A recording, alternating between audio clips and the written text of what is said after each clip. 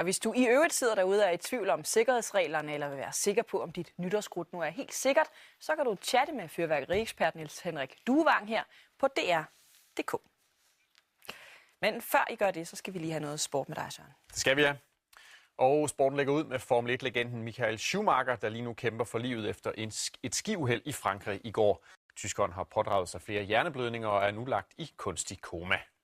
Michael Schumachers tilstand betegnes stadig som kritisk. Pour le moment, on ne peut pas se prononcer sur le devenir de Michael Schumacher. Og det er derfor endnu ikke til at sige, om den syvdobbelte Formel 1-verdensmester overlever det skistyrt, han var ude for i franske Maribel i går. Il est dans un coma artificiel. Il est en hypothermie. Il a des traitements qui visent à limiter au maximum la réaction d'œdème cérébral et qui entraîne une augmentation de la pression intracrânienne importante. Ved sin side har han sin hustru og sin nærmeste familie, der sammen med lægerne følger hans tilstand time for time. Comme quelqu'un qui est inquiet, comme la famille est inquiète, comme sa femme est inquiète, comme ses enfants sont inquiets. On est tous préoccupés par son état et ça vous est très bien expliqué.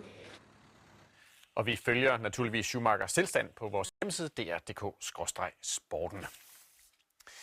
De sidste slutspil